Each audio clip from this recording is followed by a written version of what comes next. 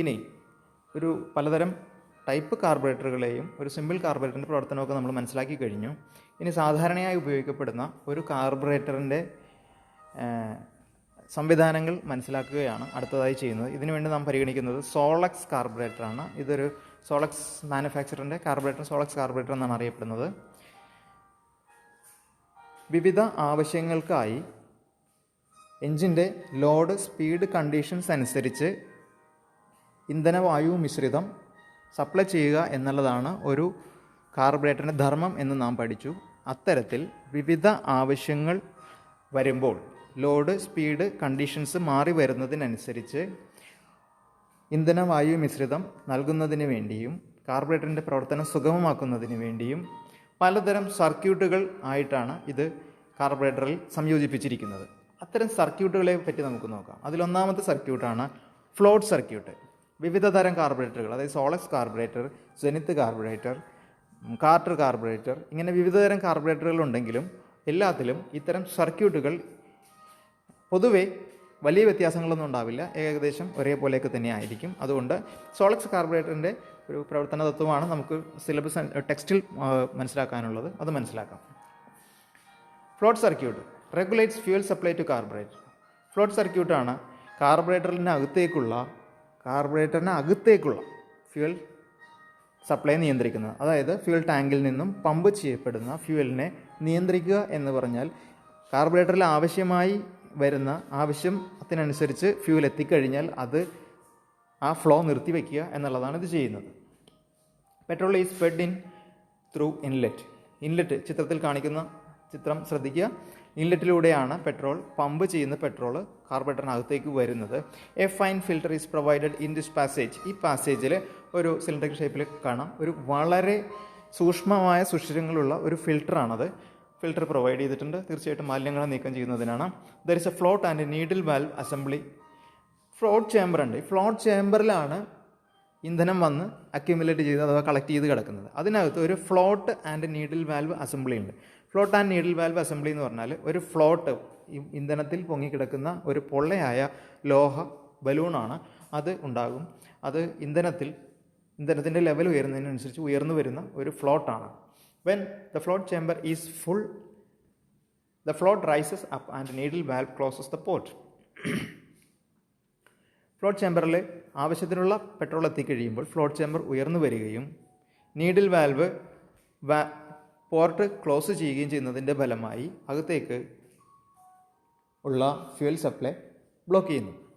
When the engine consumes fuel, engine കാർബറേറ്ററിൽ നിന്നും ഇന്ധനം ഉപയോഗിക്കുന്നതിനനുസരിച്ച് the level lowers along with the float and needle valve and thereby opens of inlet port. Float ചേമ്പറിൽ നിന്നുള്ള ഇന്ധനം ഉപയോഗിക്കപ്പെടുന്നതിനനുസരിച്ച് അതിൻ്റെ ലെവൽ കുറയുകയും ആ ലെവൽ കുറയുന്നതിനനുസരിച്ച് ഫ്ലോട്ട് ചേമ്പറും ഒപ്പം തന്നെ നീഡിൽ വാൽവിൻ്റെ ലെവലും താഴുന്നത് മൂലം പോർട്ട് ഓപ്പൺ ആവുകയും വീണ്ടും പമ്പ് ചെയ്യപ്പെടുന്ന ഇന്ധനം വീണ്ടും ഇതിനകത്തേക്ക് നിറയുകയും ചെയ്യുന്നു. ഈ സമയത്ത് എങ്ങനെയാണ് പമ്പിലെ പ്രവർത്തനം നിർത്തിവെക്കുന്നതെന്ന് നമ്മൾ ഇതിന് മുമ്പത്തെ എപ്പിസോഡിൽ മനസ്സിലാക്കിയിട്ടുണ്ട്. മനസ്സിലാകാത്തവർ ഒന്നും കൂടി ശ്രദ്ധിക്കുക.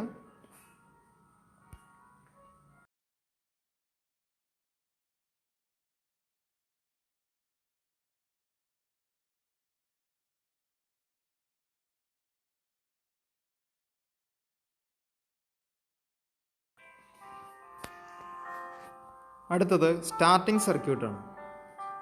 സ്റ്റാർട്ടിംഗ് സർക്യൂട്ട് എന്ന് പറഞ്ഞാൽ വാഹനം സ്റ്റാർട്ട് ചെയ്യുമ്പോൾ ഫ്യൂൽ സപ്ലൈ ചെയ്യുന്ന സർക്യൂട്ട് എന്നാണ് ഉദ്ദേശിക്കുന്നത്. The starting circuit provides rich mixture for start ചെയ്യുന്ന സമയത്ത് ഒരു റിച്ച് മിക്സറാണ് ആവശ്യമായി വരുന്നത്.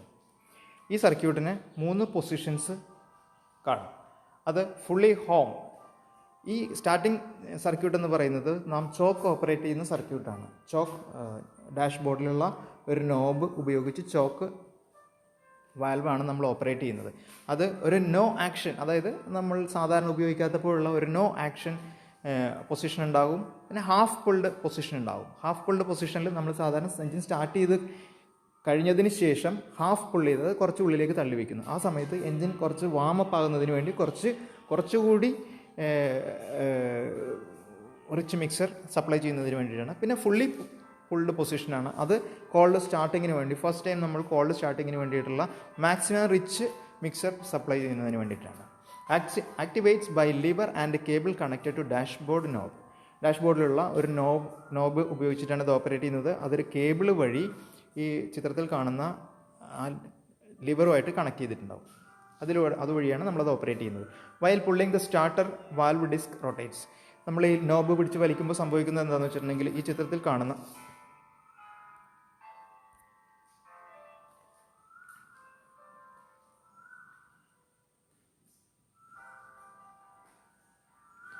കാണുന്ന ലിവർ വലിക്കുമ്പോൾ ആ ഡിസ്ക് ബ്ലാക്ക് കളറിൽ കാണുന്ന ഒരു ഡിസ്കിൻ്റെ ക്രോസ് സെക്ഷനാണ്, ഒരു ഡിസ്ക് വാൽവാണ്. അതിന് 2 ഹോളുകളുണ്ട്. അത് തിരിയുന്നതിൻ്റെ ഫലമായി ഫ്യൂൽ ചേംബറിലേക്ക് കയറുന്നു.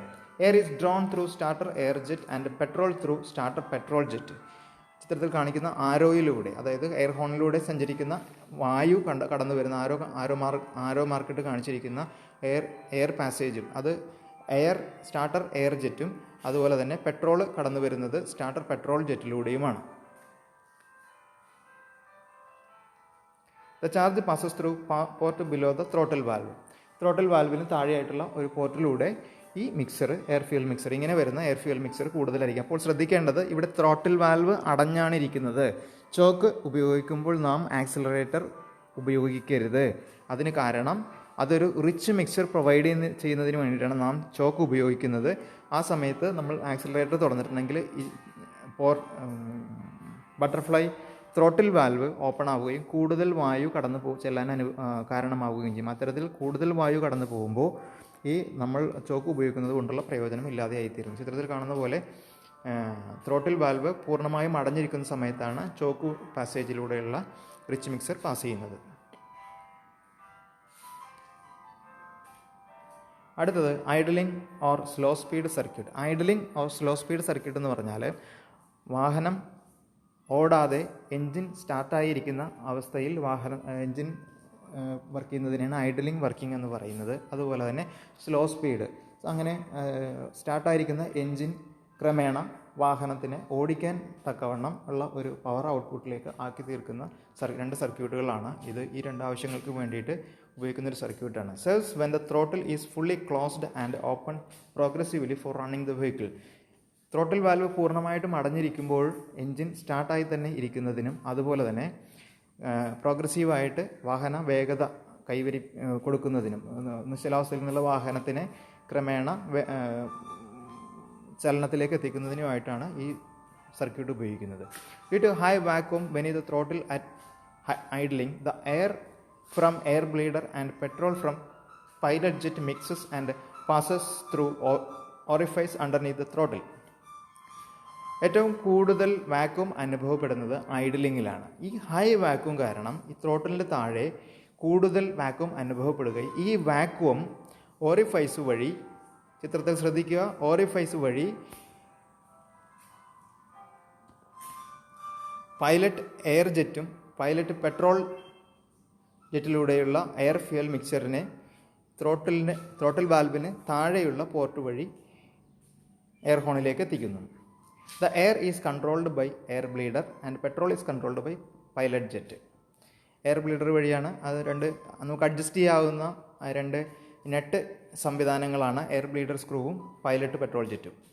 The volume of mixer is controlled by volume control screw. താഴെ കൊടുത്തിരിക്കുന്ന വോളിയം കൺട്രോൾ സ്ക്രൂ ആണ് നാം ഐഡലിംഗ് സ്പീഡ് അഡ്ജസ്റ്റ് ചെയ്യുന്നതിന് വേണ്ടിയിട്ട് അഡ്ജസ്റ്റ് ചെയ്യുന്നത്. ആ ഐഡലിംഗ് സമയത്ത് എയർ ഹോണിലേക്ക് അഥവാ ഇൻലെറ്റിലേക്ക് സപ്ലൈ ചെയ്യപ്പെടുന്ന എയർ ഫ്യൂൽ മിക്സറിൻ്റെ അളവ് എത്രമാത്രം വേണമെന്ന് നിശ്ചയിക്കുന്നത് ഈ സ്ക്രൂ അഡ്ജസ്റ്റ് ചെയ്തിട്ടുണ്ട്. When the accelerator is pressed, throttle open slowly, the vacuum reaches bypass orifice and discharges the mixer to the air stream of throttle.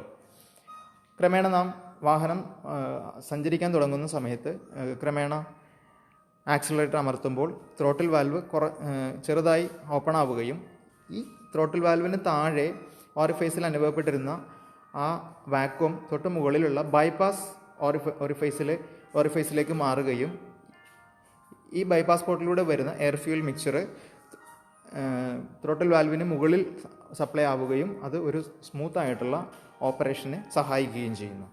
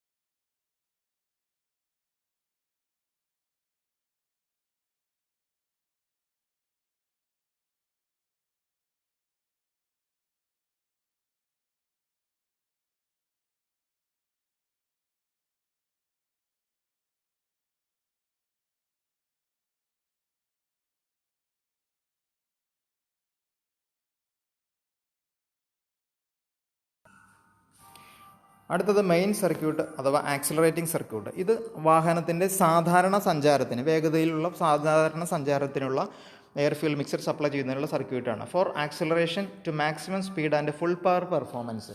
ഒരു ഫുൾ പവർ പെർഫോമൻസിനും അതുപോലെ തന്നെ സാധാരണ ആക്സിലറേറ്റഡ് ട്രാഫിക്കിനും വേണ്ടിയിട്ടുള്ള ഒരു സർക്യൂട്ടാണ്.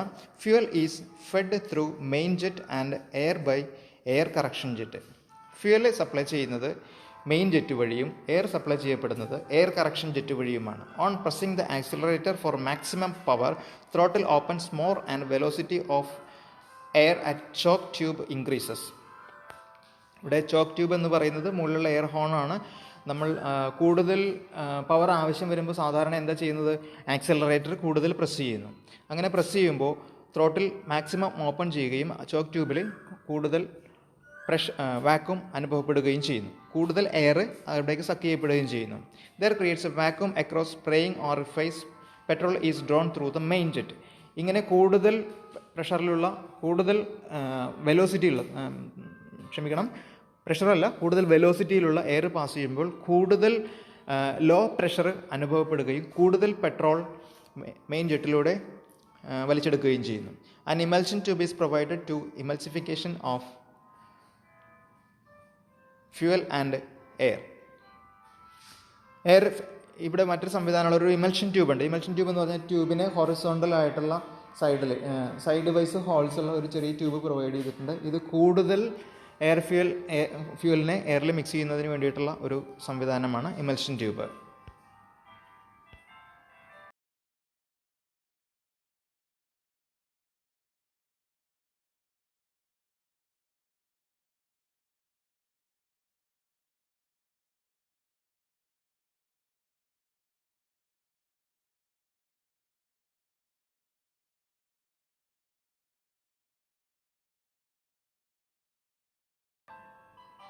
അടുത്തത് പമ്പ് സർക്യൂട്ടാണ്. പമ്പ് സർക്യൂട്ട് എന്ന് പറഞ്ഞിട്ടുണ്ടെങ്കിൽ സഡൻ ആക്സിലറേഷനിൽ സംഭവിക്കുന്നത് എന്താണെന്ന് വെച്ചിട്ടുണ്ടെങ്കിൽ പെട്ടെന്ന് ത്രോട്ടിൽ വാൽവ് ഓപ്പൺ ആവുകയും അതിനനുസരിച്ച് ഉള്ള ഫ്യൂവൽ സപ്ലൈ ഇല്ലാതിരിക്കുകയും ചെയ്യുന്ന സമയത്ത് അതിനെ കോമ്പൻസേറ്റ് ചെയ്യുന്നതിന് വേണ്ടിയിട്ട് അഡീഷണലായിട്ട് കുറച്ച് ഫ്യൂവൽ സപ്ലൈ ചെയ്യുന്നതിന് വേണ്ടിയിട്ടാണ് ഈ പമ്പ് സർക്യൂട്ട് ഉപയോഗിക്കുന്നത്. Serves at sudden acceleration. Sudden ആക്സിലറേഷന് ആണ് ഇതിൻ്റെ സേവനം ഉപയോഗപ്പെടുത്തുന്നത്.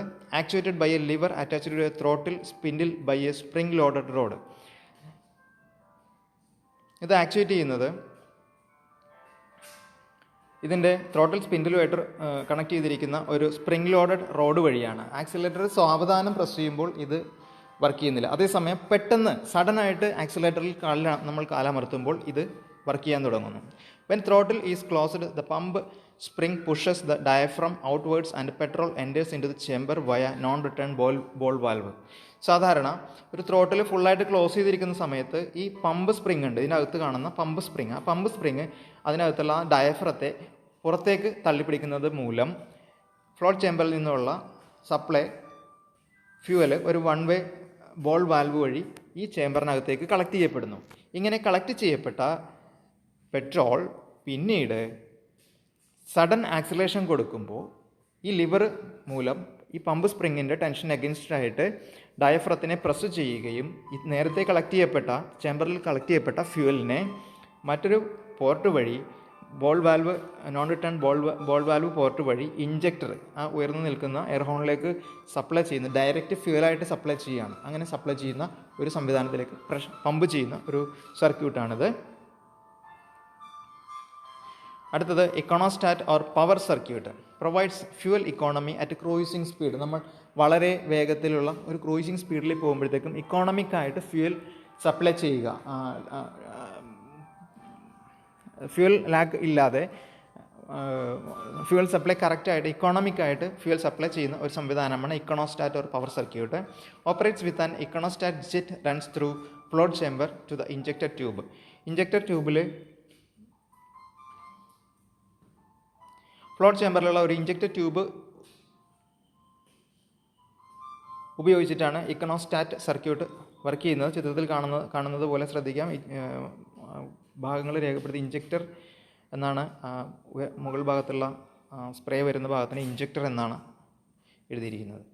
When enough vacuum is created at the tip of the injector, petrol is sucked through iconostat jet to the injector. അതായത് നമ്മൾ ക്രൂയിസിങ് സ്പീഡിന് വേണ്ടി അഥവാ മാക്സിമം സ്പീഡിന് വേണ്ടി മാക്സിമം പെർഫോമൻസിന് വേണ്ടിയിട്ട് ഫുള്ളായിട്ട് പെഡൽ അമർത്തി കഴിയുമ്പോൾ സഫീഷ്യൻ്റ് ആയിട്ടുള്ള ഒരു വാക്യൂം അവിടെ ക്രിയേറ്റ് ചെയ്യപ്പെടുമ്പോൾ ഫ്ലോട്ട് ചേമ്പറിൽ നിന്നും ഇത്തരത്തിൽ ഒരു ഇഞ്ചക്ടർ ട്യൂബ് വഴി പെട്രോൾ ഡയറക്റ്റായിട്ട് സപ്ലൈ ചെയ്യപ്പെടുന്നു. ഇങ്ങനെയാണ് ഒരു ഇക്കണോസ്റ്റാറ്റ് സർക്യൂട്ട് പ്രവർത്തിക്കുന്നത്. അതോടുകൂടി വിവിധ സർക്യൂട്ടുകളെല്ലാം കഴിഞ്ഞു. ആവർത്തിച്ച് ശ്രദ്ധിച്ച് കേൾക്കുക. വിവിധ തരത്തിലുള്ള വിവിധ മാനുഫാക്ചറേഴ്സിൻ്റെ കാർബറേറ്ററുകളാണ് ചിത്രമാണ് കൊടുത്തിരിക്കുന്നത്. സാധാരണ ഒരു സിമ്പിൾ കാർബറേറ്റർ, ആദ്യകാലത്ത് ഉപയോഗിച്ചിരുന്ന ഒരു സിമ്പിൾ കാർബറേറ്ററാണ് ആദ്യത്തെ ചിത്രം.